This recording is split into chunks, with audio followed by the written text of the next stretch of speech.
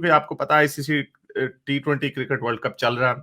हमने एक special stream भी रखी थी जो कि एक लाइट मूड में, मजाक के मूड में रखी थी, जैसे ही पाकिस्तान का इंडिया के साथ मैच खत्म हुआ था पिछले संडे को। तो हमारा तो पैगाम ये है कि मुल्कों को करीब आना चाहिए थ्रू सॉफ्ट कल्चर। अगर एक मैदान, एक जगह जहां पे पाकिस्तान और इंडिया की लड़ाई होनी चाहिए, वो है क्रिकेट का मैदान या स्पोर्ट्स का मैदान। और वो ऑब्वियसली कोई लड़ाई, वो वाली लड़ाई नहीं, एक स्पोर्ट्स की नजर में लड़ाई होनी चाहिए, जिसमें दोनों मुल्क के लोग अपने मुल्क के लिए लड़ें, अपने मुल्क का नाम रोशन, अपने अवाम को उठाने के लिए। स्पोर्ट्स जो होती है, स्पोर्ट्स का काम ये नहीं होता कि आपने झंडा लहराया। स्पोर्ट्स का काम होता है, जो लोग स्पोर्ट्स खेलते हैं, चाहे छोटे लेवल पे भी खेलते हैं, उन्हें इस चीज का पता होगा कि जब आप एक क्लब क्रिकेट खेल रहे हैं। मैं तो क्लब क्रिकेट खेलता हूँ, मेरी पुरानी वीडियोस देखें आप, मेरे पास कोई पता नहीं कुछ 100 से ज्यादा ट्रॉफियां इकट्ठी हुई हैं। तो छोटे लेवल पे ऑब्वियसली कोई बड़ा कोई तोप नहीं चलाई। उसका फायदा ये होता है कि जब आप खेल रहे हैं, आप बैटिंग कर रहे हैं, बॉलर आपको तेज गेंदे मार रहा है, आपको बाउंसर मार रहा है, आपके पास आ रहा है, आपके अंदर एक डिटर्मिनेशन पैदा होती है। वो डिटर्मिनेशन होती है, आप अपने 50 रन पूरे करते हैं, 100 पूरा करते हैं। वही डिटर्मिनेशन, वो जो आप सीखते हैं, वो कैरेक्टर बिल्डिंग होती है। वो आप अपनी जिंदगी में लेके जाते हैं, चाहे आप बैंक में काम करते हैं या पुलिस में काम करते हैं या आप कोई रेडी लगाते हैं, वो डिटर्मिनेशन होती है। तो स्पोर्ट्स का ये फायदा होता है, सॉफ्ट कल्चर की ये वैल्यू होती है। फिल्मों को लोग कहते हो बेहयाई, फजूल वक्त वगैरह वगैरह, उसका फायदा ये होता है कि आपको इंसानों के रिश्तों की कदर होती है। मैं अक्सर एग्जांपल दे चुका हूं कि बड़े लोग कहते हैं जी पाकिस्तान में आप लोगों को हिंदुओं से नफरत सिखाई जाती है। यस, बहुत गलत काम किया जाता है पाकिस्तान में।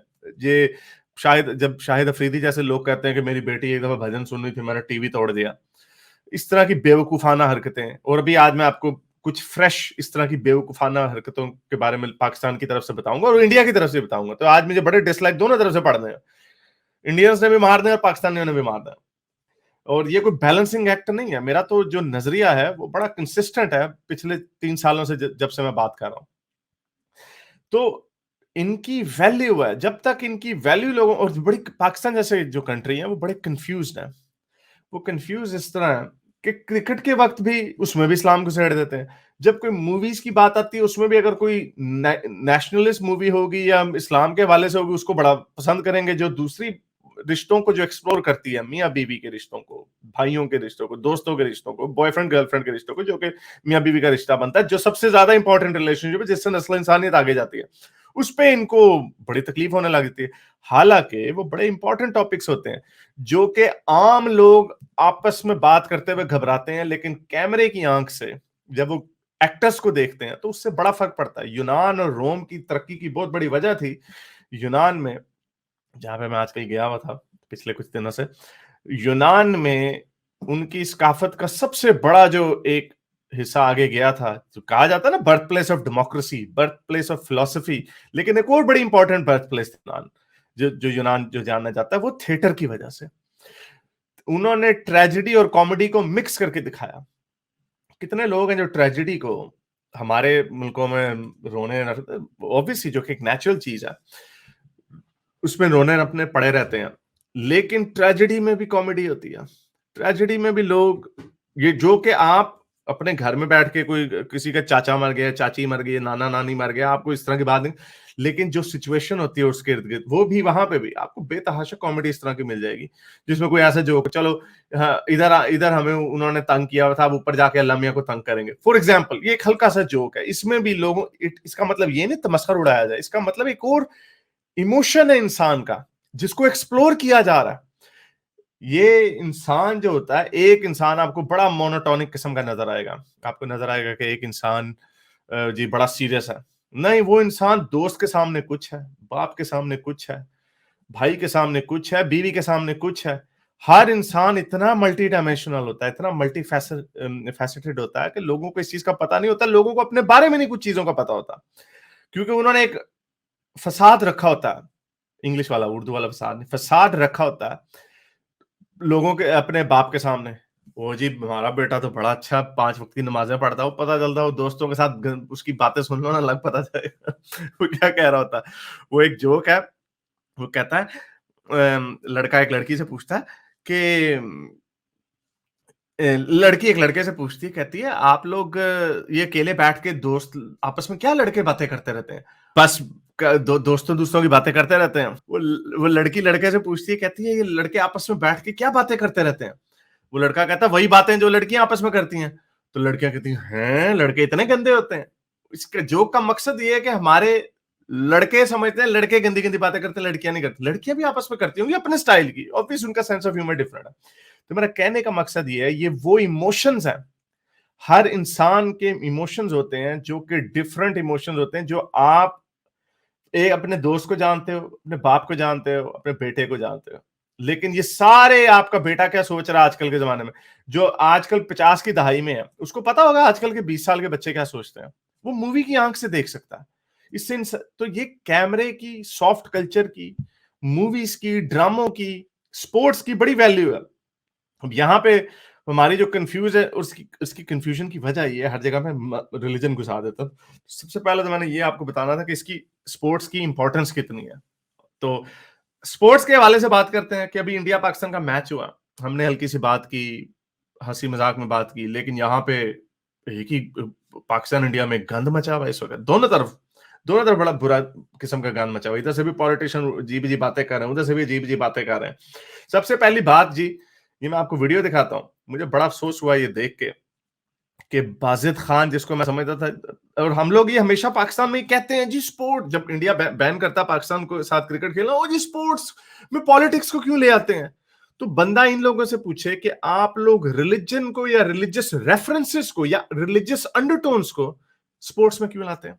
अब मैं आपको इसका एक बयान सुनाता हूं, बाजिद खान ने, और ये मुझे बड़ा अफसोस हुआ, बेचारा बाबर आजम को ऐसे ही इसने घसीट दिया इस चीज में।